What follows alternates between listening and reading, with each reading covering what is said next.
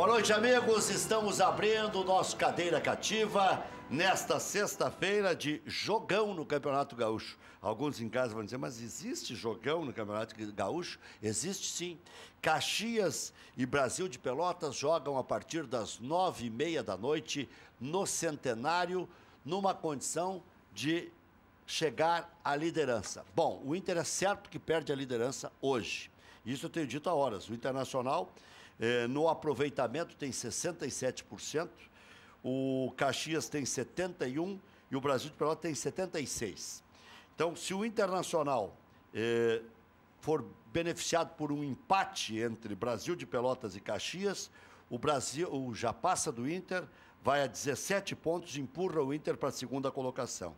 Se der Caxias ganhando em casa do Brasil de Pelotas, o Caxias será o líder com 18, o Inter será o segundo com 16 e o Brasil de Pelotas será o terceiro também com 16.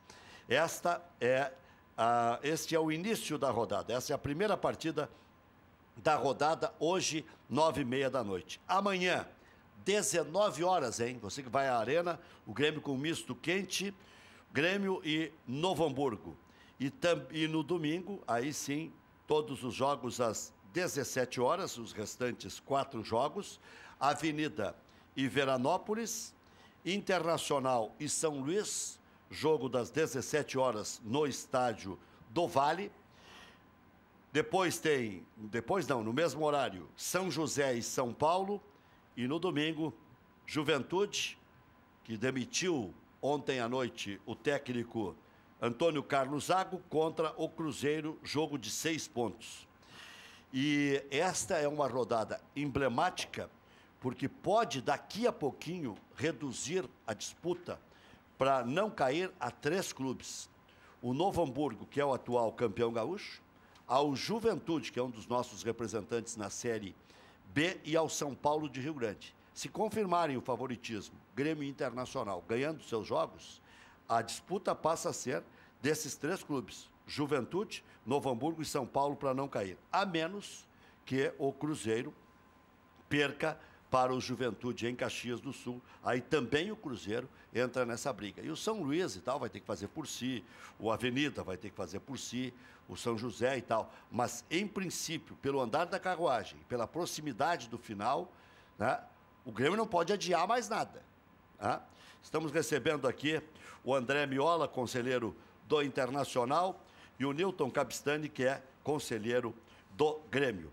E, na verdade, esta é uma rodada em que teremos mudanças, com certeza, na tabela de classificação. Miola, boa noite. Boa noite, Rec, Maurício, Nilton. Vamos aí conversar sobre o gauchão. Realmente, a disputa vai ficar... Eu já acho que a disputa fica entre 2. Acho que o São Paulo já deu adeus aí a série especial do gauchão. Acho que dificilmente consegue se manter. Aí vai ficar entre Novo Hamburgo, se a dupla realmente comprovar, entre Novo Hamburgo e Juventude, a disputa do segundo clube a cair para a divisão. Você acha que vai ficar em Novo Hamburgo, João? Não acredita que uma avenida da vida possa despencar? Eu acho assim, a grande dificuldade está nesses 2 clubes, Juventude e Novo Hamburgo, aqueles que já enfrentaram, que não enfrentaram a dupla ainda, né? O Novo Hamburgo tem o Grêmio pela frente jogando a vida também. Então já é um handicap a mais para o Novo Hamburgo ser um candidato ao rebaixamento. Então aqueles que têm jogo com a dupla têm mais dificuldades de se manter na série especial. É o Novo Hamburgo. Avenida e Cruzeiro, né, que são clubes que estão logo à frente ali. O Avenida tem 9 pontos e o Cruzeiro com 8. As 2 equipes conquistaram 3 pontos contra o Grêmio. Mas é por isso que eu olho nesse enfoque, Maurício. Que quem não jogou contra a dupla ainda tem mais dificuldades, ainda mais o Grêmio na situação que se encontra. Eu acho que o Grêmio dificilmente não vai deixar de... vai cair, dificilmente vai cair. Torço porque caia, mas dificilmente vai cair, né, Nilton? Boa noite, Maurício, Miola. Obrigado pelo convite. Na verdade, a gente está vendo aqui, né, a diferença entre eles, os que estão por último, tirando o Grêmio, obviamente, que a gente está considerando que vai passar e vai passar. Mas os 3 pontos, né, que eles conseguiram contra o Grêmio é basicamente a diferença para aquela parte final ali, né, da classificação. O Avenida teria 6, se tivesse perdido para o Grêmio. Olha só o tamanho. E o Cruzeiro teria 5. Teria 5. E o Grêmio teria 10. Imagina o que mudou, né? O fato do Grêmio jogar com aquele time de transição. O Cruzeiro ganhou os titulares. Foi o titular, sim, mas o fato do Grêmio perder, vamos dizer assim, o fato do Grêmio perder. O que significa isso para o Grêmio como instituição? O fato de estar nessa situação constrangedora. O Grêmio, como instituição, jamais gostaria de estar nessa situação que se encontra, mas foi contingência, né, dos compromissos do Grêmio anteriores e os posteriores, que foram os 2 últimos jogos aí da Recopa, que felizmente a gente ganhou. Mas tem todo aquele contexto gerado a partir da decisão da Libertadores e depois, logo em seguida, a final do Mundial, que levou o Grêmio a ter que passar as férias dos jogadores, fazer 30 dias, e esses 30 dias caíram já com o Campeonato Gaúcho iniciado. O que eu acho que ameniza é o resultado do título que foi conquistado e o resultado da Libertadores. Isso ameniza. É que o Grêmio não perdeu nada no ano. Exatamente. Então, a questão de escolha, ano passado o Internacional teve situação similar e a pressão foi muito grande, né, no gauchão. Né? Então, o retrospecto do Grêmio, ele ameniza a situação de cobrança. Na verdade, tínhamos que optar. Agora, se cair, aí é diferente. Mas isso não vai acontecer. Mesmo que o Grêmio faça força. Não Olha, tem que fazer muita força. Eu posso garantir para vocês que o Grêmio está muito mobilizado para esse jogo de amanhã. Está muito mesmo. Que vai ser, digamos assim, é a última grande problema de estar entre jogos que não poderia, digamos assim, deixar de usar um time misto. É o último jogo sem atenção 100%. É o último jogo desse. Concentrou todo mundo. Exatamente. Então vai usar, talvez, eu não sei se vai fazer um time com todos, mas certamente a maioria serão dos titulares. E esse jogo está entre o jogo da Recopa e o próximo jogo, terça-feira, lá em Montevidéu, né, da Libertadores. Então, depois vai ter um mês praticamente, ou mais até, em relação ao próximo jogo do Grêmio na Libertadores, que vai ser só em abril, né? Dia 4 de abril, o outro jogo. Então seria tem um mês. O próximo jogo do Grêmio da Libertadores, o Grêmio avançando nas fases do Gauchão, é entre a segunda partida da semifinal e a primeira partida decisiva. Então, vai dar para fazer a final dos últimos 3 jogos da fase classificatória e acredito que até alguma coisa já dos enfrentamentos eliminatórios ali. Agora, Capistani, eu vou te fazer uma pergunta que é difícil de responder. Vamos lá. É uma pergunta cruel, mais do que o Jael. Pois é. Mais que o Jael. Deve ser sobre o Jael. E é uma pergunta essa artilheira, né? Que não é o caso do Jael. Não, é uma pergunta difícil de responder. Eu tenho certeza que tu vai ter que queimar um pouquinho de fosfato. É melhor para o Grêmio, e o Maurício que levantou essa questão hoje à 1h no preliminar. É melhor para o Grêmio ter jogadores convocados como Jeromel e Kahneman, mesmo que seja para não participarem de poucos jogos, porque eu não sei quantos o Grêmio vai perder. Deve ser 2 do Gauchão e 1 ou 2 da Libertadores da América e, de repente, 1 ou 2 do Brasileiro. Não mais do que isso. 6 jogos, digamos. 1 ou 2 do Brasileiro, 1 ou 2 do Gauchão e 1 ou 2 da Libertadores da América. Jeromel na seleção brasileira e Kahneman na seleção argentina. O grande balizador da campanha do Grêmio, tanto na Copa do Brasil, quanto na Libertadores da América e também na Recopa, foi ter uma defesa sólida. Quando precisou do goleiro, teve o goleiro. Quando precisou do Edilson, agora não tem mais, teve o Edilson cruzando e os parceiros marcando. Quando precisou de uma zaga absolutamente fechada, firme, o Grêmio teve. Inclusive contra o Real Madrid. O problema não foi a zaga, foi que o Grêmio não jogou. Mas a zaga, pelo contrário, jogou demais. É bom para a instituição, é bom para o Grêmio ter Jeromel na seleção, não sendo titular, e Kahneman na seleção argentina, disputando vaga e tal, na titularidade, né? Deixa eu só fazer um pequeno comentário. Essa firmeza, digamos assim, né, da estrutura do Grêmio defensiva se faz com o Marcelo e os 2 zagueiros, né? É um troço impressionante, porque mudam os jogadores ali, os volantes mudam ali e continua, né? Claro, tu vê o que e não fica nunca vulnerável a defesa. Pode mudar. O Renato contra o Independiente, perigoso o Independiente, o Renato deixou um só na frente da zaga. Não, mas para te ver como é importante, né, o nível de afinidade que eles estão entre eles, que ninguém fala, né, assim, que um é melhor do que o outro, né? Todos estão num nível muito bom, né? Ou seja, se entendem muito bem, além de jogarem muito bem. Mas a respeito de convocar ou não, Rec, a gente que é um pouquinho mais, eu costumo dizer que sou mais antigo, até o meu pessoal lá fica me corneteando com isso, mas a gente tem assim, o histórico de jogadores convocados para a seleção brasileira, nossos aqui. Não me lembro de casos assim que quando voltaram não houve problemas. Não houve. Na sua grande maioria. O principal detalhe eu nem tinha dito disso agora.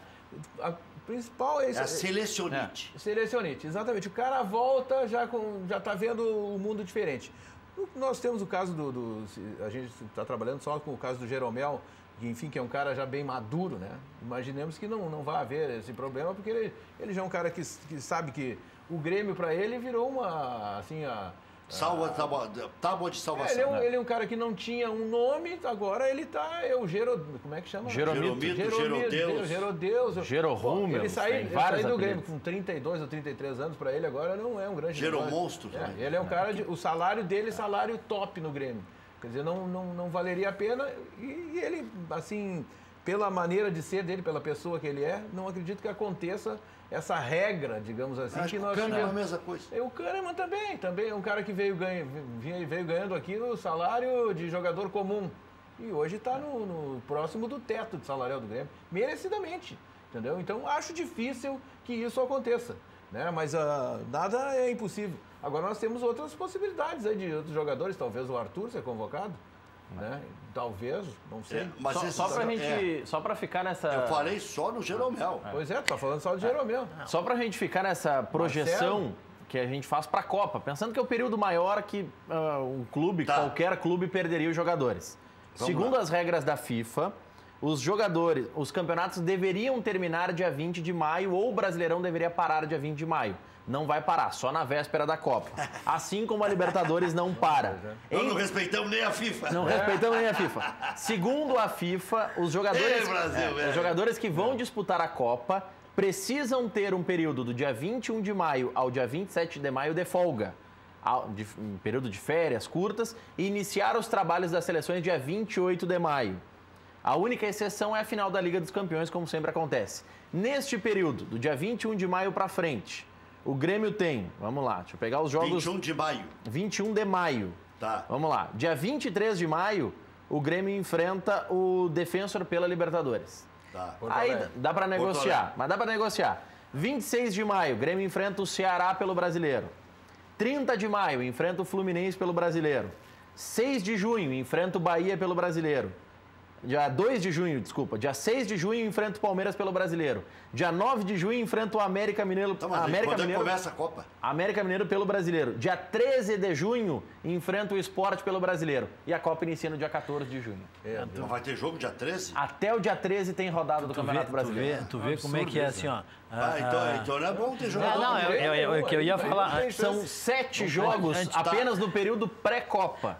Durante o Mundial tem a Primeira Liga e depois do Mundial vai ter que se dar uma folga. Nos amistosos. Claro, é isso que eu ia comentar. Que aí vem final de Gauchão, vem um pedaço da Libertadores. Antigamente, quando tu tinhas um jogador convocado do teu clube, era uma vibração. Não, era um orgulho. Era um orgulho, era uma vibração. Hoje os jogadores já são conhecidos antes de chegar na seleção, através dos clubes, das redes sociais, por muitos estarem jogando fora, nos diversos países da Europa. O que vai acontecer é um prejuízo, em detrimento dos clubes da Europa, dos clubes brasileiros, que vão acabar tendo que ceder os jogadores até poderem serem convocados esses que estão jogando na Europa. Então, eu nessas alturas não gostaria de ter jogador convocado, não. O jogador já tem seu nome, já tem o seu mercado já pronto para ser vendido, não vai ser a seleção que vai acabar dando um upgrade em relação a isso. E não serve nem para tocar flauta, porque no adversário... Mas porque não tem mais essa... Nós da seleção, se não tiver... Tá, e aí? Só vai servir se a seleção for campeã. Nós lembramos do Everaldo, porque a seleção foi campeã. O Tafarel já nem jogava mais no Inter. O Dunga já não jogava mais no Inter. Sim. Né? Mas na época o Everaldo jogava no Grêmio, tudo bem. E se lembra até hoje, tem até estrela na camisa, tudo certo. Mas tem que ser campeão. Aí tem que combinar com os russos. Para jogar amistoso da seleção, só para a CBF ganhar dinheiro. Ou para lesionar um jogador, para deixar bobo, como disse o Guilherme. E a valorização, sim, ela vem depois de uma Copa, dependendo do resultado, de como o jogador jogou, aqueles que estão lá, né? Não os que não os da relação dos 35, né? Então, e no caso os, do Grêmio, os jogos, os amistosos do Brasil contra a Rússia, dia 23 de março, contra a Alemanha, dia 27. É no mesmo período em que acontece a segunda partida das quartas de final do Gauchão e a primeira da Semi.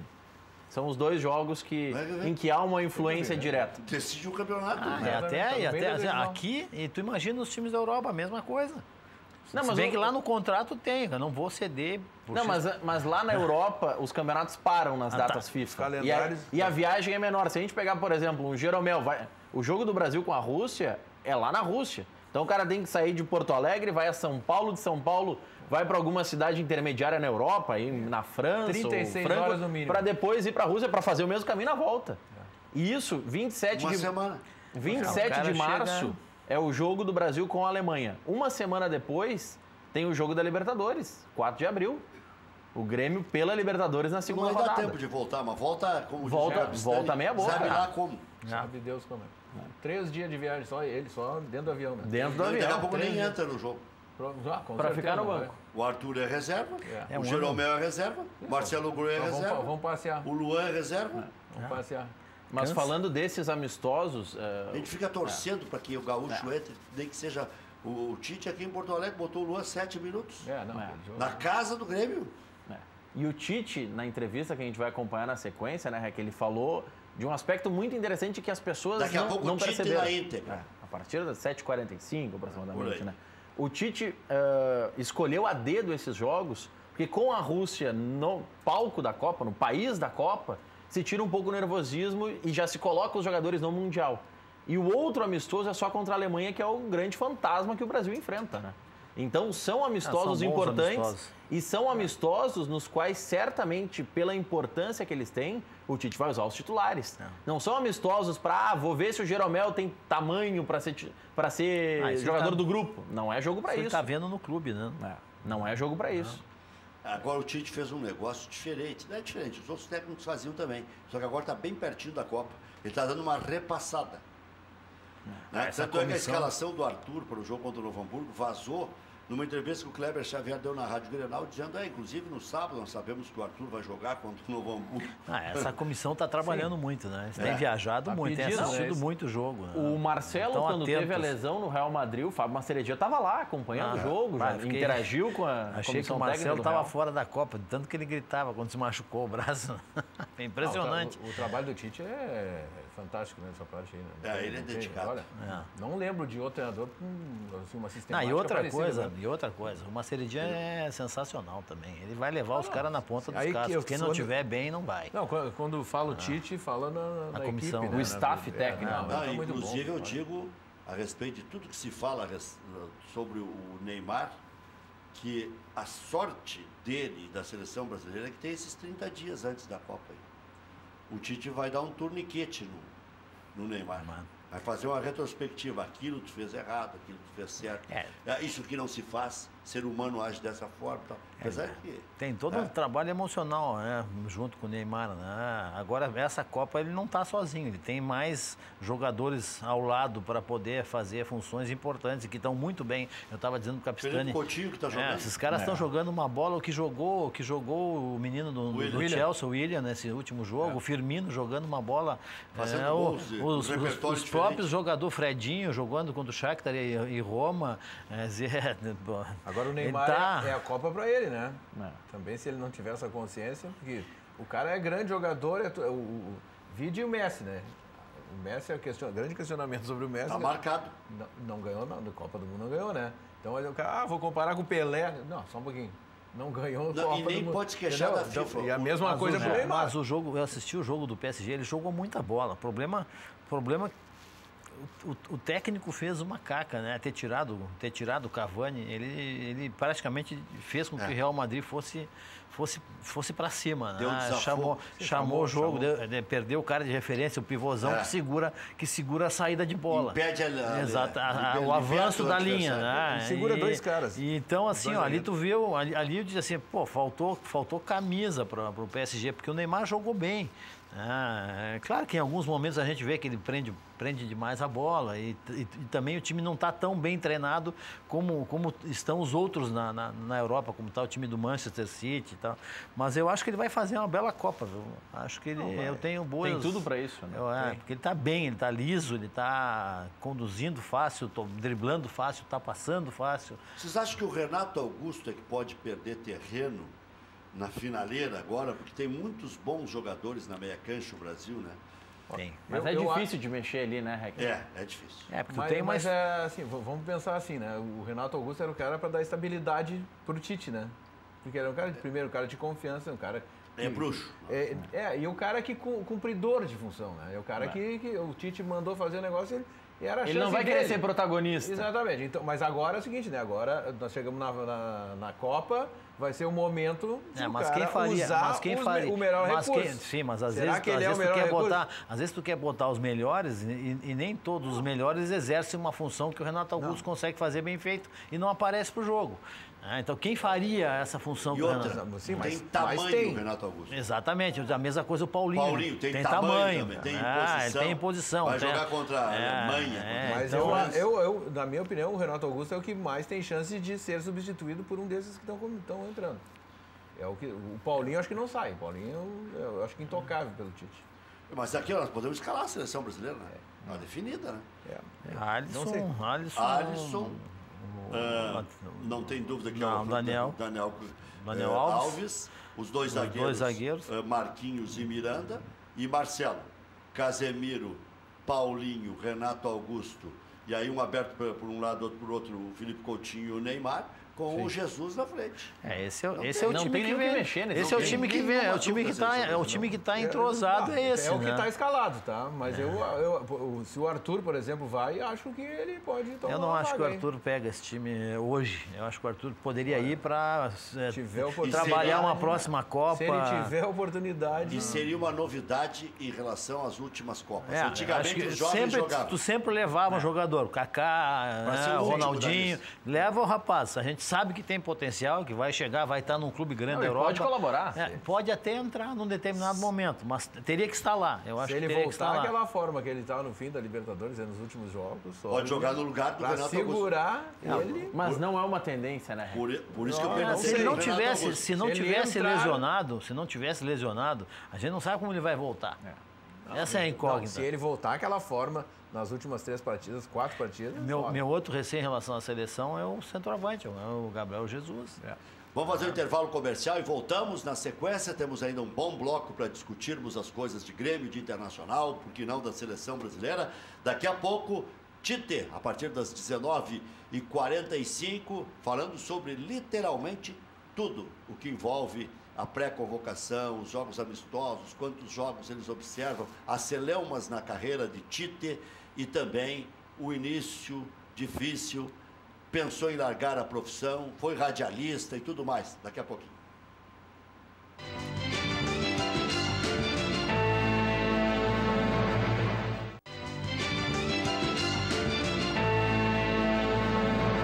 Estamos de volta com esse Cadeira Cativa, que não deixa de ser especial. Daqui a pouquinho teremos a reprodução na íntegra do técnico Tite, Adenor Bach, que vai comandar a seleção brasileira na Copa do Mundo. E até sobre o Renato querer ser técnico da seleção, o Tite vai responder daqui a pouco. O Tite vai dizer, mas tem, bom, deixa assim, vamos esperar. Empresa gaúcha com mais de 25 anos de atuação na Cidade Baixa, Central de Imóveis, chegou ao bairro Tristeza, principal centro comercial de lazer da região sul da capital. Faça como mais de 15 mil clientes. Encontre a solução ideal para você. Acesse o site e saiba mais. centraldemóveisrs.com.br. A Central de Imóveis administra condomínios como ninguém. Nova Central de Imóveis Zona Sul, aluguéis, condomínios, vendas, Venceslau Escobar 1786, também no endereço tradicional José do Patrocínio 381-385. A pé de apoio, possui mais de 20 lojas situadas no Rio Grande do Sul e São Paulo, trabalhando com as principais marcas de produtos médicos, hospitalares, ortopédicos e de bem-estar. Acesse o site pedeapoio.com.br e faça a sua compra online. Só produtos de primeiríssima qualidade. Loja Intershop da Rodoviária. Produtos licenciados do seu clube do coração. Em frente aos boxes de chegada dos ônibus. Televendas 3225-2378. A boutique de acessórios para seu celular é Celular Sul. Capas, películas, fones, carregadores para todos os tipos de marcas. Avenida Cavalhada 2593, Zona Sul de Porto Alegre. Funciona amanhã. Ligue 3095-0101. Bascaria é a melhor pizza de Porto Alegre. Nada, absolutamente nada bate a Bascaria. Localização, charme, prazer, bom gosto, preço justo. O melhor custo-benefício também para você receber aí na sua casa. Bascaria fica na Comendador Caminha 324, em frente ao Parcão, com amplo estacionamento e no mole estacionamento ali na frente da pizzaria. Peça também em casa, como eu estava dizendo, o melhor custo-benefício da melhor pizza de Porto Alegre, 3061-6262. E o Internacional... A pizza de alite deles é sensacional. Não, sou cliente da Bascaria, o Matias come a 4 queijos e eu e a Ana a de alite. É sensacional a pizza deles. E o tapa. Também. Muito bom. E aquele fininho, aquela massinha fininha que serve antes, aqueles molhozinhos especiais. Mas a pizza de alite eu sou apaixonado. Alite. O cara já sabe quando eu vou lá. Eu estou aprendendo com Biola, não conheço tudo lá ainda. É muito bom. Eu vou a pé, eu vou a pé, né? Atravesso ali, vou a pé. Quer dizer que fácil de estacionar, até a pé nós iremos, então? Não, nunca a pé nós iremos. A Bascaria, até a Bascaria a gente vai a pé. Ou vai de carro, é fácil de estacionar ali no Parcão, sempre tem lugar. Tu nunca cantou o hino do Grêmio quando tu jogou no Grêmio? Nunca cantei. Mas não tinha que cantar, porque... Sabia não tinha. Capitani sabia que foi um goleiraço do Grêmio de futebol de salão? Barata era professor, falecido Barata era professor do Rosário. Fechou o gol lá no Grêmio? Nos levou toda a seleção do Rosário naquela época para lá. E a gente ali foi adiante, né? Então, um pouquinho do que a gente sabe de futebol tem muito dos ensinamentos do falecido Barata. Muito... E não diziam para ti que tu tinha que virar pro Grêmio? Né? Meu pai era cônsul do Internacional, ele nunca entrou num ginásio para me assistir jogar. Com a camisa tricolor, nunca. O pai diz assim, enquanto tu não for lá com o Lúcio Salgueiro, que era do futsal, né? Enquanto tu não for lá pro Lúcio Salgueiro, eu não vou entrar no ginásio. Quer dizer que a família mandava conta. Não, né? Mas quanto tempo tu jogou no Grêmio? Cheguei a jogar uns 8, 9 anos. Foi bastante. Quer dizer, o teu pai, 8 ou 9 anos... Nunca foi jogar, nunca me assistiu jogar. O velho era... Quer dizer que tu tem troféus, ele era cônsul, o pai ajudou a trazer o Carpegiani para Porto Alegre, era de Erechim, né? A família ajudou a construir Ipiranga, o estado de Ipiranga. Sempre foi ligado ao futebol.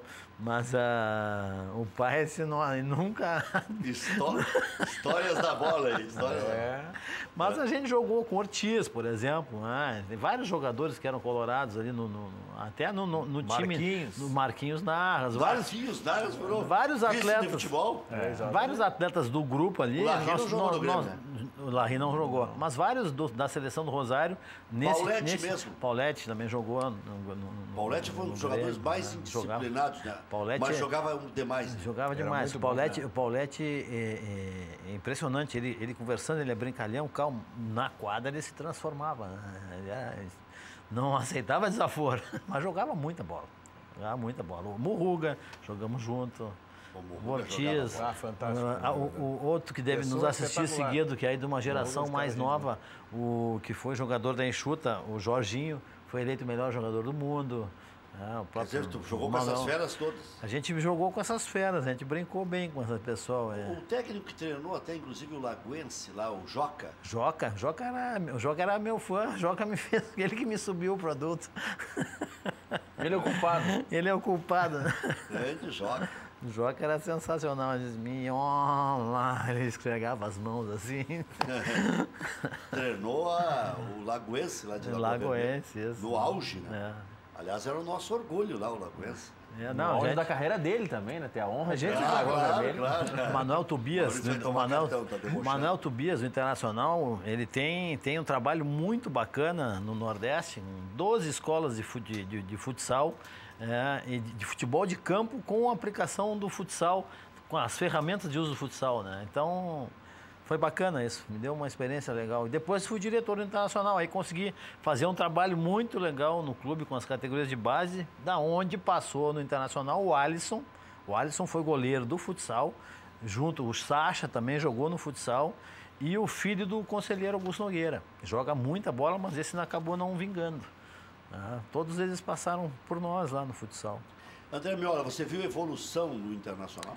Não, a gente não pode negar que houve evolução, sem dúvida, né? O time, existe uma definição de que a bola tem que sair tocada por baixo, a gente nota isso, que existe, que o Odair busca um jogo com mais intensidade. Só acho assim que nós vimos visivelmente no segundo tempo que quando o clube ataca, quando perde a bola no ataque e os atacantes sobem a marcação para fechar um possível contra-ataque, quer dizer, tu faz a marcação na frente para tentar retomar a bola que tu perdesse, né? Se não está muito bem treinado e o preparo físico não está bem, tu gera contra-ataque, tu toma contra-ataque. E isso contra o Remo aconteceu várias vezes. Então essa parte da intensividade de jogo, ela tem que estar atrelada a um bom preparo físico para não estourar, para não ter lesão muscular, como a gente vem tendo, e para não tomar contra-ataque. Isso são coisas que são notadas.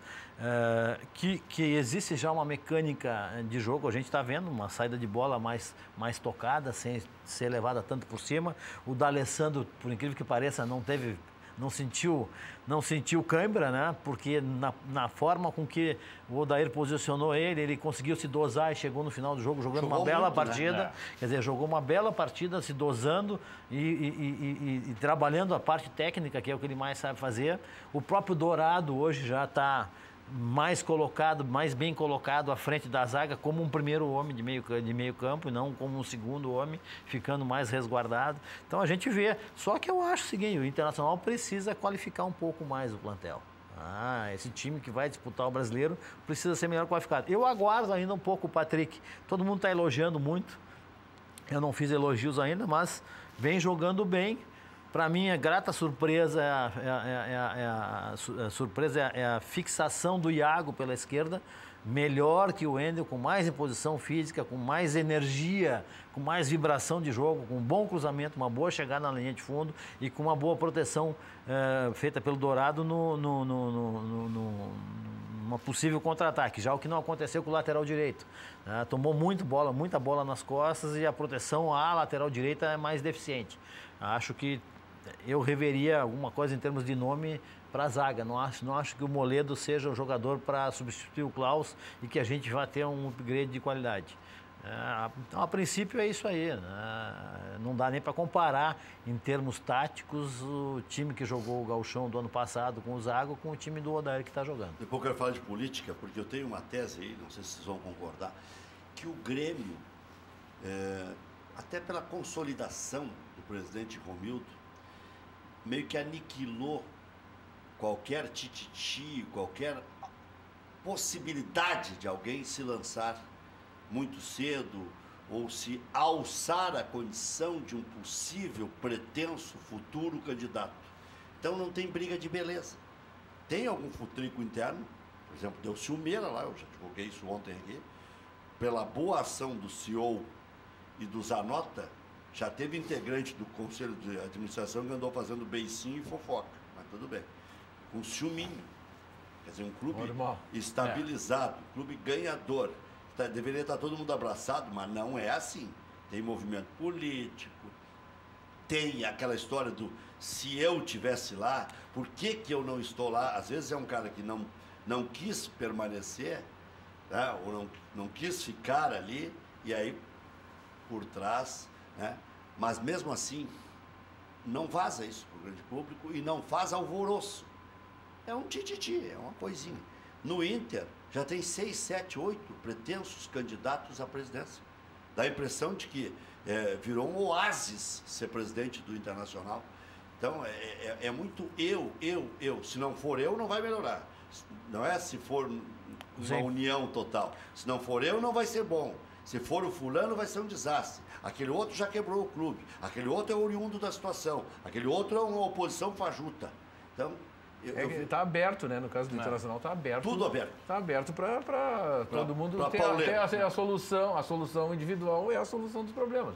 O Grêmio já é uma situação bem consolidada. O presidente tem uma enorme capacidade de unir. É um líder político. Um líder político. Nato. Aliado a isso, ele está fazendo uma gestão com 3 campeonatos ganhos na sequência. Quer dizer, cada vez fica mais difícil de ficar mandando corneta para lá, né? E há a possibilidade do Romildo seguir? Não. Olha, eu não ouvi. Eu acho difícil até que pela maneira dele, do presidente, do comportamento dele, da pessoa. Já vai completar 5 anos ano que vem, né? Ele vai ter 2 mandatos, um de 2, um de 3. E eu não acredito que ele vá fazer isso porque ele é um cara cumpridor de regras, digamos assim. Estabelecidas as regras, ele as cumpre, entendeu? Acho que não seria para o Grêmio, seria muito bom. Sinceramente, seria excelente uma continuidade do... Pra ti que pensa no Grêmio. Não, e voltamos agora tem gente que quer que a fila ande logo. Não, sim, mas a fila... Ser humano quem é que está na fila? Aí já começam os problemas. Mas não teve quem entrar depois, imagina quem vai pegar depois do Romildo. Mas não teve um fake já, um fake que se assina por Algoz no Twitter, que já deu uma alfinetada no Alberto Guerra. Eu sei quem é o Algoz, né? Imagino que todo mundo saiba quem é o Algoz, né? Especialmente dentro do Grêmio, né? É que o Alberto Guerra já teve 3, já vai a 3ª vez na vitrine. E aí o seguinte... já dá ciumeira. Aí para desmistificar o Alberto Guerra, já o tal do Algoz, é o seguinte, que apesar do Guerra não querer o Kahneman está aí. Foi o Guerra que trouxe o Kahneman. O Guerra é um cara extremamente educado. Ele se mostra conhecedor também da área, né? Não é um aventureiro. Aí o torcedor mais raivoso, quando eu fiz algumas críticas há bem pouco tempo, para um determinado sujeito, que eu nem vou mais citar o nome, mas o torcedor vai pensar nisso. O Algoz, esse tem a ver com quem eu criticava. Né?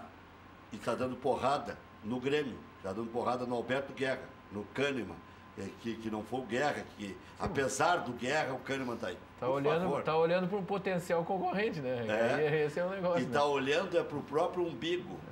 Se eu estivesse lá, mas por que né? Mas o Grêmio em si, o que mais te preocupa dentro de campo?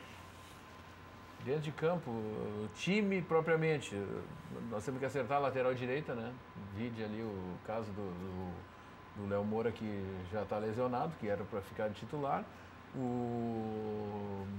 Me lembra o nome, como é o nome do rapaz que veio do Vasco? O Madison. O Madison, que veio do Vasco, vai ter que mostrar bastante para comprovar que pode ser o titular, né? Porque as partidas que ele fez até agora, jogando com o time de transição, e uma ou duas que ele fez o titular, assim, passou desapercebido, na minha opinião, como pessoa que vai em todos os jogos.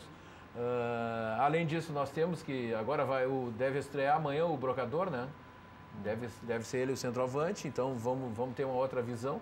Apesar de o Jael jogou bem, na minha opinião, teve uma boa atuação quando entrou no jogo contra o Independiente. Não, ele não entra mal, né? Não, nessa vez ele teve a oportunidade de chutar, de cabecear e foram em direção ao gol. Meteu algumas bobagens ali, de tentar fazer passe de calcanhar. A torcida não gostou daquilo, ninguém gostou daquilo, né? Mas ele vê todo mundo fazendo aquilo, né? A torcida está moldando o Jael. Querendo participar daquela coisa que ele não sabe fazer. Ele vai virar o xodó da torcida. Então, nós estamos com um problema, então, principalmente na lateral direita e centroavante. E essas são as duas preocupações. Se continuar essa negociação com o André, aí, acredito que é uma solução para o Grêmio. Não é a melhor do mundo, mas é uma solução. Comparando até com os anteriores aí, acho que está num nível igual ou melhor. Eu acho que, a partir disso, a estrutura do Grêmio é uma estrutura que é a mesma estrutura que já vem de mais de 2 anos. então vai se manter. Tem toda uma espinha dorsal, não saindo, a gente vai ter o Arthur que está vendido, mas só sai no fim do ano. O Luan não vai ser vendido, né? Graças a Deus não vai ser vendido. Agora, espero que continue não gostando dele, achando ele velho, que ele fique no Grêmio mais uns 10 anos. Pois é, agora, Nilton, tem uma situação interessante, né? O presidente tem toda a competência do mundo, mas o presidente vendeu o Luan, né?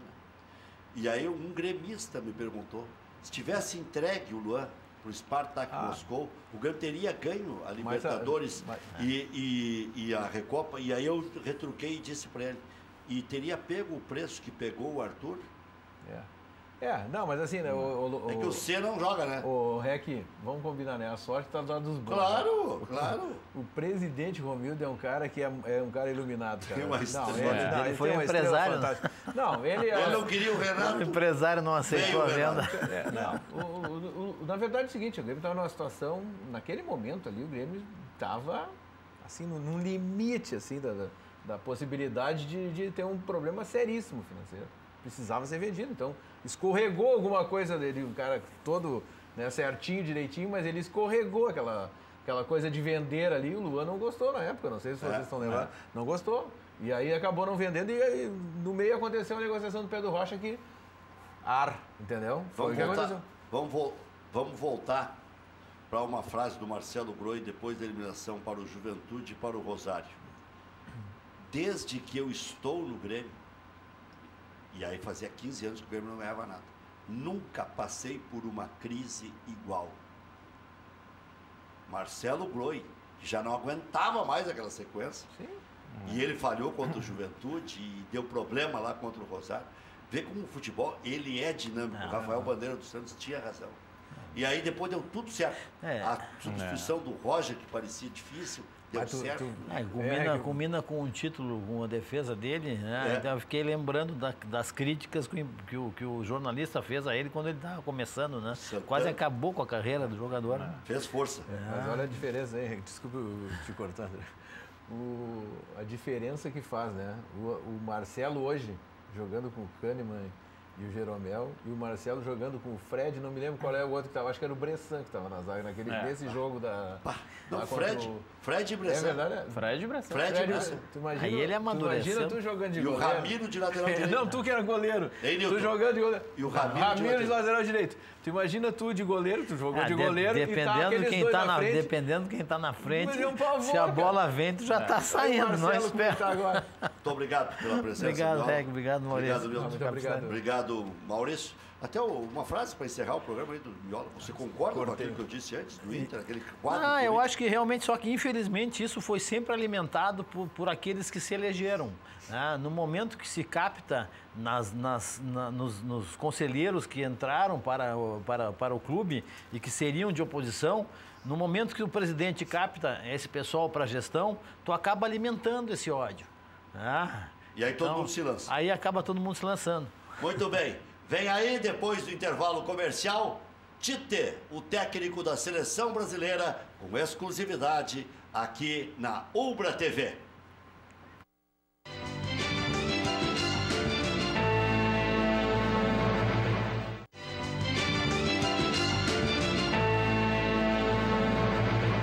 Amigos, estamos recebendo para nossa satisfação o homem mais importante do futebol brasileiro no momento.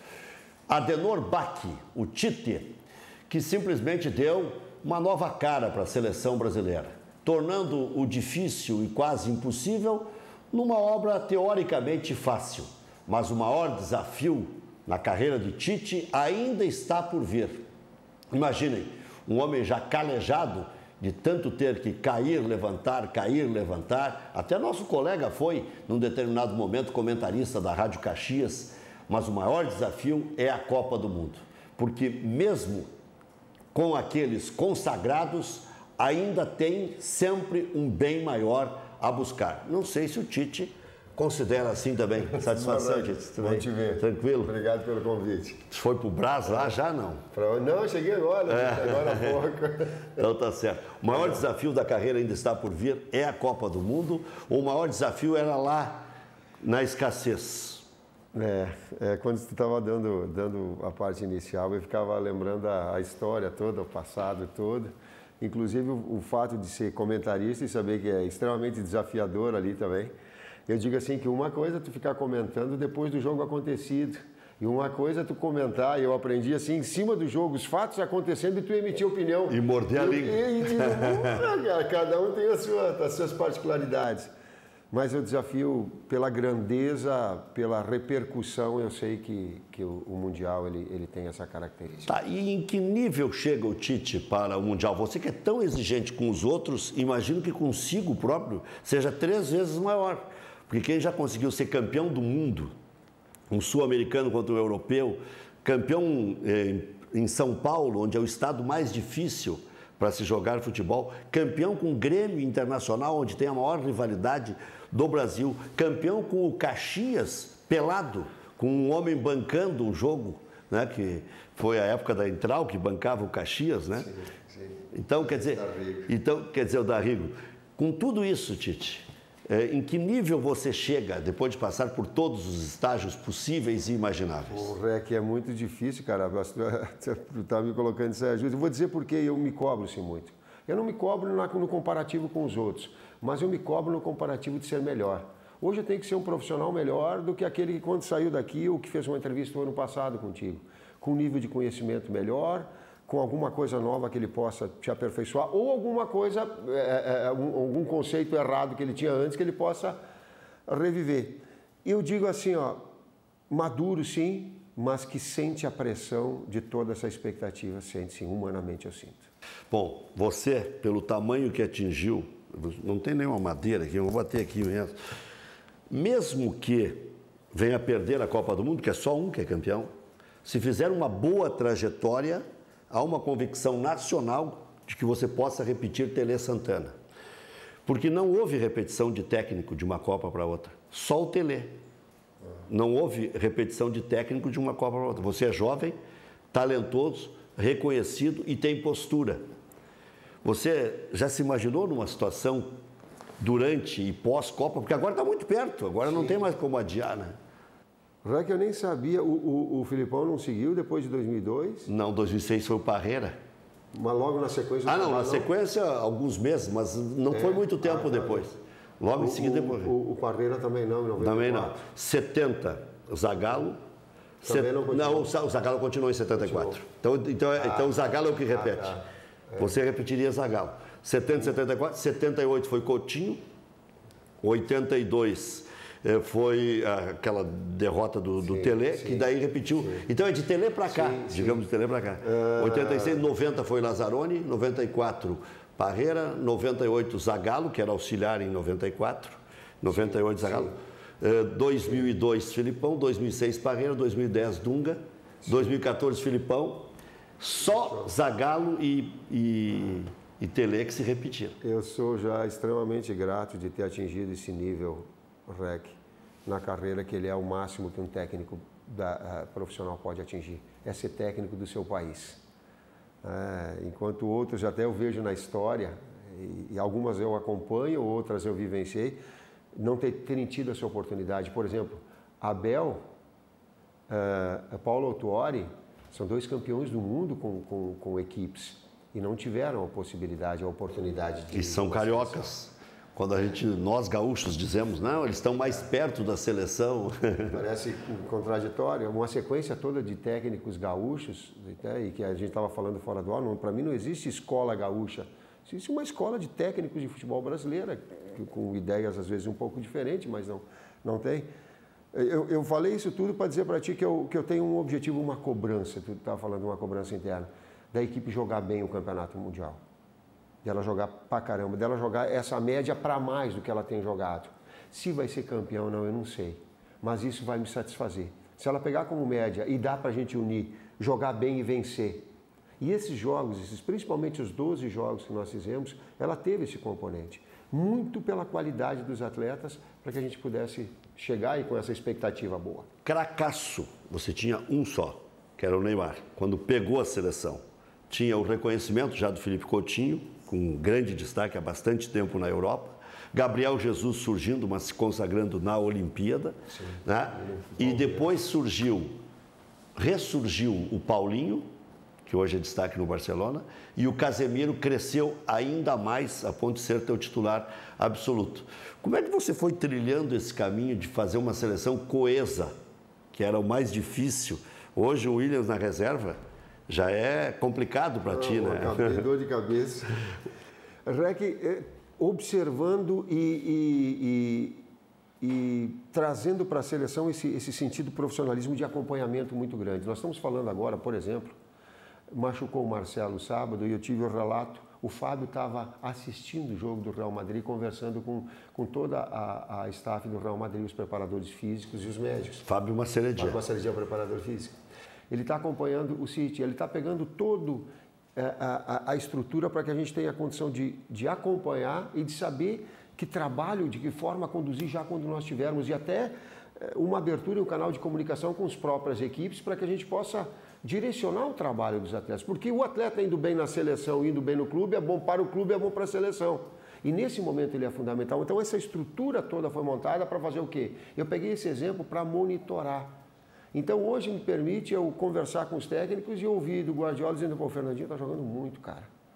Para ouvir do Muricy dizendo assim, ó, Tite, o Neymar é lado esquerdo, o centro-esquerdo é ali onde ele rebenta, ele produz. Eventualmente ele sai do outro lado, mas ali é o seu local. E até quanto você leva isso em consideração? Eu levo em consideração a fala e a observação do jogo, assistir o jogo. E falo com o atleta. Então tu vai retirando variáveis para que eles possam aproveitar, e aí a resposta, os atletas no seu nível, e eles crescendo e eles se consolidando nas suas equipes, eles possam crescer e consolidar na seleção também. O comportamento do Neymar, que foi criticado até há poucos dias pelo Casagrande, que é um guri mimado e não sei mais o que. Hoje ele é um dos focos do mundo, é o terceiro, na pior das hipóteses, né? Sim. Messi, Cristiano Ronaldo, ou Cristiano Ronaldo, Messi, depois ele. Para mim tem Hazard na sequência, tem Davi Silva jogando muito, De Bruyne fazendo uma grande campanha, gosto muito do Griezmann, aí tu faz um elenco top 10. Aí dá para... Também a gente estava falando fora do ar, eu posso dizer para ti, Ré, que senão a gente fica julgando com as relações que os outros têm. Eu não posso ficar julgando com a situação que aconteceu com outra pessoa, porque eu já tive a experiência de eu pré-julgar uma relação de dois, lá dizer, pô, aquele foi certo, aquele foi errado, e aí vem comigo, depende do nível de tratamento que há entre as pessoas. Eu quero dizer que no último ano e último ano e meio com o Neymar, ele foi extremamente profissional. Todas as apresentações, não teve um problema de horário, não teve um problema de machucar. E como pessoa, tu convivendo com ele, é que não dá, as pessoas agora estão assistindo, elas vão dizer, pô, ele tem um coração desse tamanho. Eu vou contar um episódio porque que eu tenho. Uma menina com cuidados especiais, ela mandou um vídeo para mim querendo muito conhecer o Neymar. Eu fiquei num dilema do caramba, eu disse assim, Rec, eu não posso. Mas quantos vídeos você recebe desses? Quantos pedidos? Quantas cartas, e-mails? E que ela queria ver a mim e o Neymar. Eu digo, pai, não posso, eu vou deixar o menino com saia justa. Se o técnico vai lá e fala, como é que ele vai dizer não para mim? Eu digo, eu não posso. Quando eu vi na entrada em campo, ele estava com a menina que pediu. Ela deu um jeito de chegar. Ela deu um jeito. E ele foi, uma menina com cuidados especiais, ele foi. Então, ele tem todo um coração. Quer dizer que ali não teve a tua participação? Não teve absolutamente nem para informar para terceiro? Não, nem curva. Ó, chega lá para chegar nele, não teve. E aí eu olhei, o Matheus falou, disse, pai, ela estava com ele levou ontem, porque tu fica no jogo a milhão. Eu digo, cara, é mesmo, a menina estava com cuidados especiais. Então ele tem um grande coração. Ele tem um instituto que promove a educação e benefícios. E pouco se divulga isso, né? E poucos divulgam. Então ele tem uma outra faceta, ele tem um jeito meio garotão de ser, sim. E comigo, o que eu posso falar é comigo, a relação ela é do mais alto nível, inclusive me surpreendendo, porque achei que fosse mais boleirão, que a gente fosse. Não, cara, é um grande coração e extremamente profissional. O falecido Cláudio Cabral dizia que o melhor emprego do mundo era ser técnico da seleção brasileira. Porque se trabalha pouco, são poucos jogos oficiais, na maior parte do tempo não há tanta cobrança, é sazonal, é quando tem a competição. Mas quantos jogos, por exemplo, por dia você tem que assistir? Quantos jogos de seleção, de clubes? Quantos contatos você faz por dia? Tem um assessor permanente a teu lado para fazer os tais contatos, para facilitar a tua vida? Rec, eu vim com esses dados um pouquinho para dar para as pessoas, porque quando a gente fala em transparência, a transparência ela requer conversar com vocês da imprensa e dizer para o público aquilo que é feito. Senão, a transparência é da boca para fora. Nós temos mais de 200 jogos ao vivo assistidos. De 90 a 100 fora do país. E viajar não é tão bom assim, né? Aí tu vai, bom é ficar perto da família. Viajar para lazer é uma coisa, viajar para trabalho, para conversar com os profissionais, a gente sabe o quanto de responsabilidade isso traz. O quanto de assistindo treinamentos. Por exemplo, eu vim para cá agora por quê? Porque o Grêmio merece um acompanhamento dos seus atletas principais, afora os jogos que eu tenho assistindo. Eu vim assistir aos 2 treinamentos que antecedem, o Grêmio me proporcionou isso, a direção da seleção entrou em contato com a direção do Grêmio, foi dá ok, porque eu não gosto de interferir, se é entrão, daqui a pouco, pô, não é legal vir, não vou. Não gostava, às vezes, quando eu era técnico, digo, sossega o cara lá. Mas como é que o Renato reagiu? Nós já tínhamos conversado há algum tempo atrás a respeito dos atletas, antes mesmo do título da Libertadores, nós já tínhamos conversado a respeito dos atletas do Grêmio, o que ele via, qual é a característica, atletas potenciais e tal, enfim. Acompanhei alguns jogos aqui e agora a direção colocou, foi dada a ele, o link foi via direção, digo, bom, então agora dá para a gente acompanhar, não quero atrapalhar, mas dá para acompanhar. Por quê? Porque merece, o título que teve merece. Vai ser convocado o Arthur, o Luan, o Groi, que já foram, e o Jeromel, não sei, mas que eu devo acompanhar e dar cara para poder medir quem está competindo e quem está concorrendo. Então esse trabalho, ele te traz um peso de responsabilidade muito grande. Se ele não tem a constância do dia a dia, mas ele tem outras formas. Jogos assistidos na televisão é direto. Chega no final de semana até e fala assim, vem cá, dá um tempinho, fica um pouquinho com a gente. Eu digo, pô, véspera de Copa, um pouquinho de ansiedade maior, tu quer ser meio perfeccionista, tu quer ver tudo. Quer dizer, me traz muito prazer e faço o que gosto. Mas ela te traz também essa responsabilidade. Tá, e lá na frente, você vai voltar a treinar clube de futebol ou vai seguir o caminho de treinar seleções brasileira ou outra? Eu quero ser feliz. E ser feliz é estar no esporte. Eu amo aquilo que eu faço. Eu faço por prazer. Tem uma parte que diz assim, enquanto eu tiver esse combustível, Rec, de ficar assistindo jogos, de ficar lendo, de ficar conversando com atletas e técnicos das seleções. Então, 3, 4 vezes eu fui conversar com o Zagallo. Pô, é uma história brasileira. Não dá para prescindir nem de quem está passando nessas dificuldades. Exato, e que tem todo um know-how, toda uma história. Eu, no primeiro jogo, digo, pô, vou pegar o Equador lá, digo, tomar-lhe pau, digo, fui lá, conversei, digo, vim fazer uma visita também, eu digo, mas vi um pouquinho de beber na fonte, eu digo, como é que eu me tranquilizo um pouco mais? Ele abrindo um sorriso, ele disse, não te tranquiliza, não tem jeito de se tranquilizar. Nem o velho lobo. Não tem. Vamos fazer um intervalo comercial e voltamos na sequência com Adenor Bach, o Tite. Um colega meu, quando chamava a palavra do Tite, ele não dizia simplesmente o Tite. Quando ele falava direto de Caxias do Sul, Edgar Vaz, ele dizia assim, vamos ouvir Adenor Bach, o Tite. Voltamos já.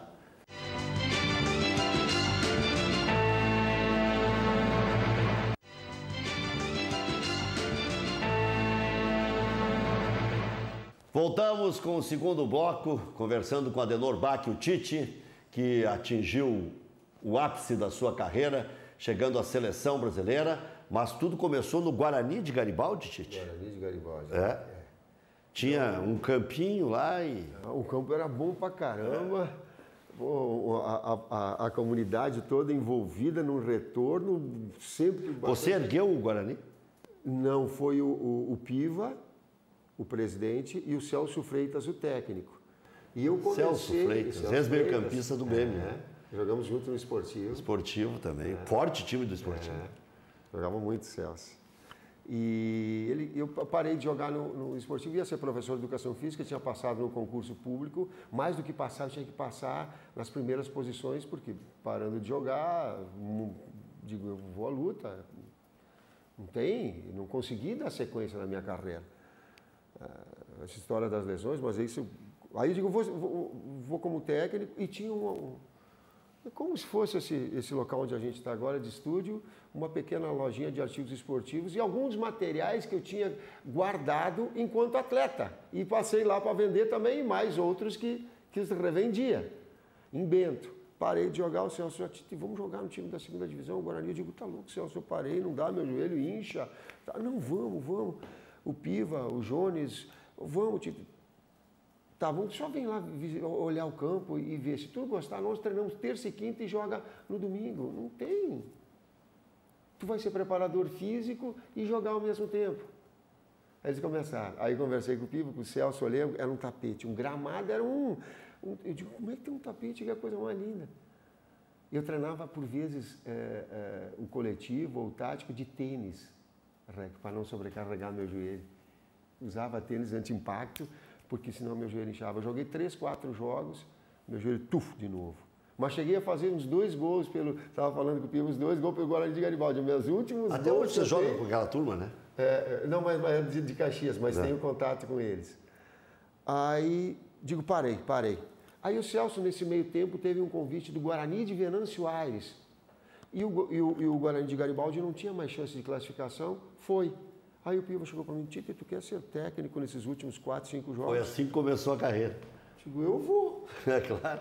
Nós ganhamos, eu não sei se ganhamos 4 de 5 ou 3 de 4, eu digo, opa, quem sabe? Ali eu comecei. Depois, Veranópolis. Depois, Caxias logo em seguida. Caxias, nós não subimos para a primeira divisão, perdemos um jogo. O Guarani de Garibaldi perdeu um jogo e não subiu. Aí eu fui para o Caxias. Ali, a minha maturidade e os meus conhecimentos não eram suficientes ainda para treinar o Caxias. Aí virou comentarista. Aí depois eu fui para Veranópolis. Aí caí com 3 meses na primeira passagem do Caxias. Eu não tinha o know-how ainda. Eu tinha o ex-boleiro, mas eu não tinha conhecimento. Eu não tinha metodologia. Eu não tinha ainda a palestra. Eu não tinha ainda. Eu tinha que gramear ainda. Eu tinha 4 meses, 5 de Guarani de Garibaldi e já ia para o Caxias. Não é assim. Eu estava falando com o Gilmar Dalpozo que teve uma época que você pensou em desistir. Sim. Essa época que eu fui para comentarista foi o momento que eu digo, não vai dar mais. Não vai dar mais, está difícil, eu não consigo vingar as oportunidades, eu não consigo ascender profissionalmente, por mais que eu... E aí entrou quem na jogada? Estude, seu Enio Costa Milan. Pô, meu amigo, grande Enio. Minha gratidão. Tivemos juntos na Copa de 90. Acabei o ano de comentarista, acabei um ano de invencibilidade, não perdi nenhum. Comentando, eu era fera. Principalmente depois que eu terminava.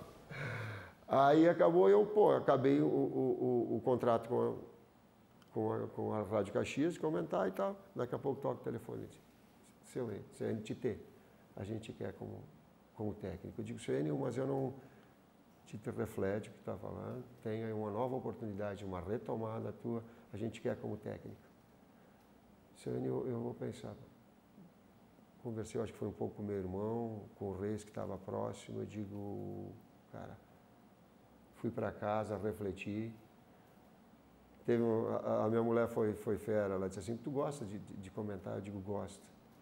Ela disse, mas eu sinto que tu te sente muito mais realizado, ficando longe da gente, mas indo para dentro do campo. Mesmo com essa inconstância que daqui a pouco a gente está... Vai que eu seguro a barra, vai que a gente... Que legal, né? Aí eu retomei. Aí só depois... Foi o Falcão que te indicou para o Grêmio? Foi. Porque ele foi convidado, né? É uma história... Essa é uma história inédita, não, mas é uma história marcante, né? Foi, e o Falcão, ele foi convidado para ir para o Grêmio. Mas tu já era campeão também, né? Eu tinha sido campeão com o Caxias. É mais fácil de indicar, né? Eu confesso que eu falava assim, tipo, cara, não vai surgir uma oportunidade agora para mim. Saíram os 11 titulares e mais uns 4 reservas do Caxias e não surgia uma oportunidade de crescer comigo. Vieram, agora eu vou te contar, a Figueirense, veio um time de São Paulo, do interior de São Paulo, veio o time, eu não sei se de Curitiba, não o Curitiba, não sei se foi Paraná, eu acho que foi Paraná, mas não...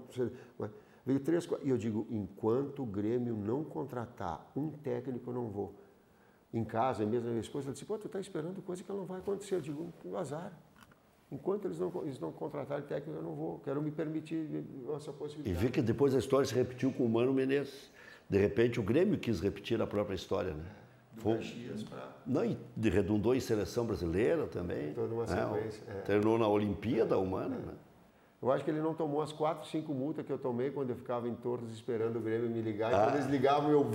e vale tomar de multa para na freeway. Mas que bárbaro. Eu fiz umas 4, 5 reuniões na casa da direção até que se consultou. Te falar de coisas desagradáveis, eu sei que isso até, não sei se é o momento mais apropriado, mas você teve que superar algumas situações. A das ovelhinhas, até o Dr. Valando já partiu, meu grande amigo, teu amigo também, teve que superar um episódio com o D'Alessandro, chegando no Internacional e tal. Já estava no Inter, já era campeão no Inter em 2008, mas em 2009 teve o episódio do D'Alessandro. E o mais marcante foi com o Paulo Paixão, que você tratou de deixar tudo 0-0 com o passar do tempo. Até quanto isso serviu de ensinamento para ti também? Rec, e tem outras listas. Sim, e todos têm. Né? Não tem, eu não tenho nenhuma situação. Vamos por partes. A primeira, o doutor Valando, eu conversei com ele depois. Ali você não teve culpa de vazar e foi ele que adjetivou, né? E eu nem sei se tinha sido ele, palavra de honra, não sei se foi ele e o presidente Albino conversando, que falou as ovelhinhas do Tite. Enfim, aquilo ali, aí se conduziu e depois a gente redirecionou, trabalhou, conversamos depois que foi isso. Eu liguei para o consultório dele, acho que foi no final de ano, agradecendo, porque também foi através do Dr. Valando, do Zé Otávio Germano, do presidente Guerreiro. E... Pelai. Não, era Pelai foi depois. O Pelai foi depois. Foi o... Puxa, a reunião foi na casa dele. Já sei. Agora só me deu um branco também. Me deu branco. Amigo, por vezes eu mando... Não é o Meira. Não é. Daqui a pouco pode ser que eu me lembre. A gente vai lembrar. E agradecendo a eles. E quando foi confirmado, foi justamente na casa do Zé Otávio, na última reunião, que voltava e ficava na expectativa. E o Falcão tinha colocado, eu não vou, fazendo um link das perguntas, tem o Bianchi, se vocês querem gastar, e tem o Tite. Porque eu nasci que situação. Hoje não tem problema fazer essa comparação, mas na época... Mas, tem o Bianchi lá, o cara é trimundial e tri da Libertadores, bimundial, e tem o Tite ali, aonde? Ali de Caxias, ali. Então, nós tínhamos jogado um jogo com o Caxias, era na Mercosul, Sul-Americana, Sul-Minas, não sei. O Inter tinha contratado o Paulo Autuori e tinha jogado com o Grasshopper da Suíça e veio jogar logo em seguida com o Caxias. Nós ganhamos 2-0 no Beira-Rio. O Washington fez 1 e eu acho que o Grisio. O time jogou muito. E o Falcão viu também o jogo. Eu disse, cara, aquele jogo foi daqueles jogos assim, que tudo dá certo também. E aí o Falcão disse, depois que eu vi aquele jogo, ele disse, mais a campanha que tinha feito, ele disse, eu te indiquei. E isso aí seguramente contribuiu. Mas dos episódios todos ficaram... Do Paulo Paixão nós conversamos ao longo do tempo. Essa coisa ela foi se diluindo, não teve dessa conduta também. E do D'Alessandro, também dessa forma. A contratação do D'Alessandro foi quando eu também já estava lá. E aconteceu um distúrbio Mas está tudo 0-0 com todos? Alguns normais, como o Paixão e o Dr. Valando, que tem assim, e a outra mais profissional.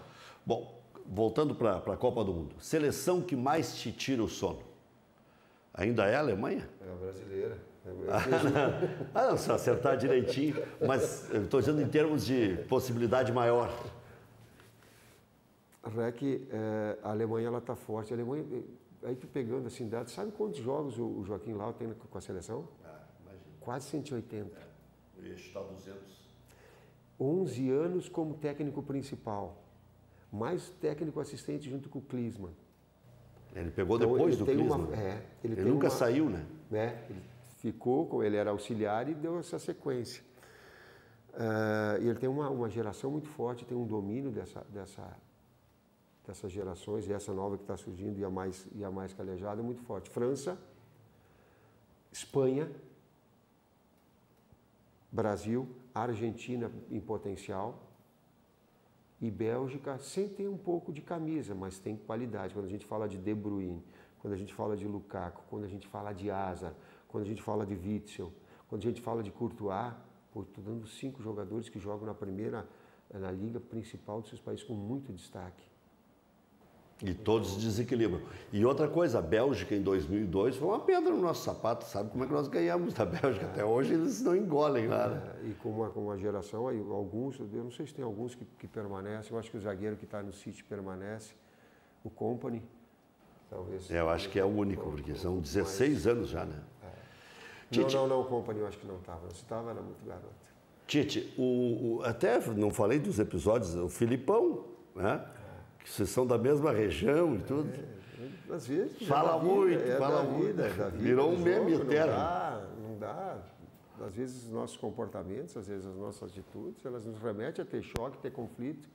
É com a pessoa normal na esquina ali, com o padeiro e com o visitante, é comigo e com o outro técnico, é contigo com o outro profissional, são com os câmeras, é da vida. O futuro a Deus pertence. Mas se você puder, obviamente, vai querer continuar na seleção brasileira.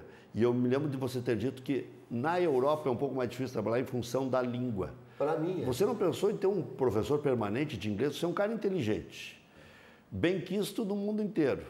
Está com as portas todas abertas. Bem quisto nada, vai tomar-lhe pau, é só perder para ver quanto pau mas não vai perder o conteúdo. O conteúdo não vai perder. Não, é essência não. Rec, eu tenho muita dificuldade no inglês. E o inglês, para ser fluente... Não é tua, uma grande parte. Eu tentei, e para ser fluente nas ideias, a coordenação da ideia, porque quando tu vai fazer um trabalho tático, eu interajo muito com a atleta. Eu digo, segura, dá 2 tempos, a jogada está aberta do lado esquerdo. Eu não vou ter essa fluência. Eu já tive essa... Acontece o fato, eu não vou ter isso.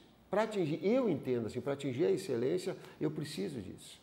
Pode ser com o espanhol e pode ser com o italiano. Isso pode, porque eu conheço um pouquinho o dialeto italiano. Sim. Né? E o espanhol ele é mais fácil de compreender. Isso pega com o tempo. Isso é mais fácil. Mas eu te confesso que o inglês...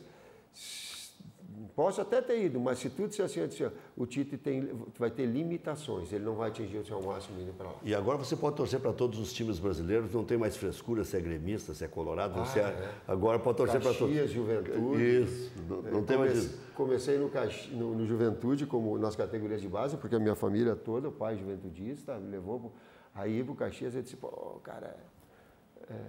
da Juventudista, aí torcia para o Grêmio até 14, 15 anos, aí depois que vim para o Grêmio, voltei, vim para o Internacional, o cara é gremista, Cara, eu tenho muito respeito, eu tenho muito Nunca mais tu ouviu isso, nem precisa ouvir. Mas o que eu quero dizer é o seguinte, por isso, só para dar a introdução do que eu vou te perguntar. Sobre o Renato, a vontade dele de treinar a seleção brasileira, é no momento adequado?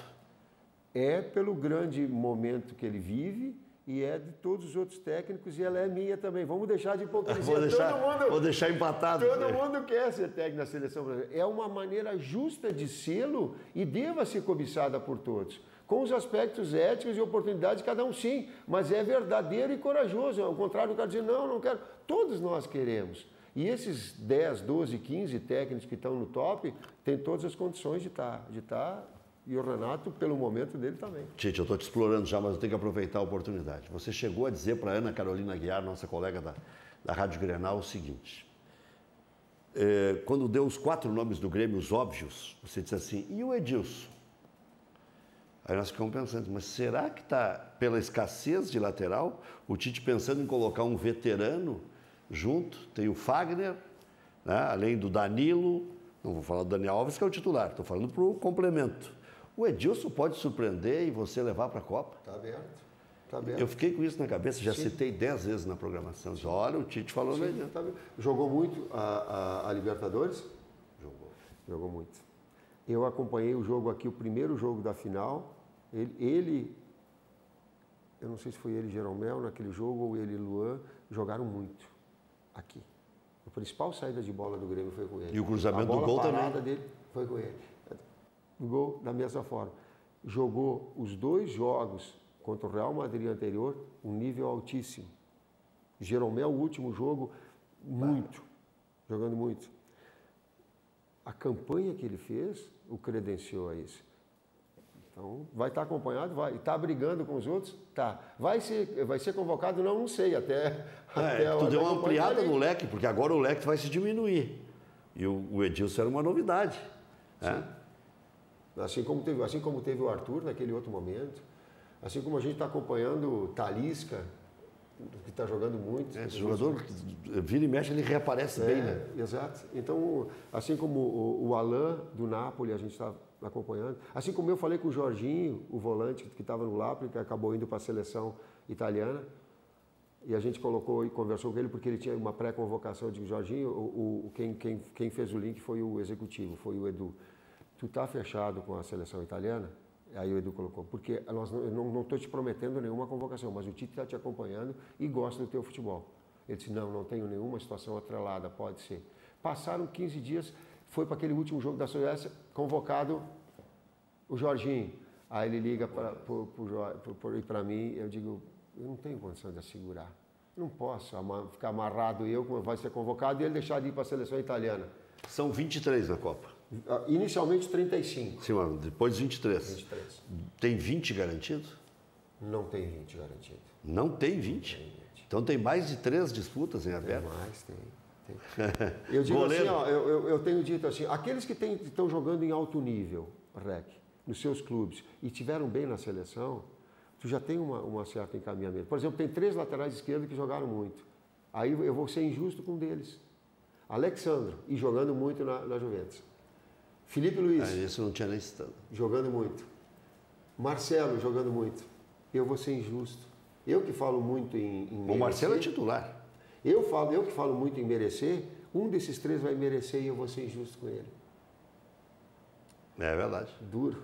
Mas não tem como convocar mais que 23 depois, né? Eu digo que para cada um que eu convoco, eu deixo 10 atletas chateados, magoados, qualquer que seja. Tite, muito obrigado pelo carinho. Olha, eu vou contar a história um dia da situação que me envolveu com o Tite. Olha, esse dia não vou ter como. Eu disse, bom, o dia que eu puder, vou te dar um toque e nós vamos fazer a entrevista. Chegou eu tenho também já guardado ainda o relógio campeão gaúcho. É que nós mandamos fazer. Que ia receber no teu programa. Não também sabia, nem lembrava disso. Nem lembrava disso. Mas foi com carinho, com certeza.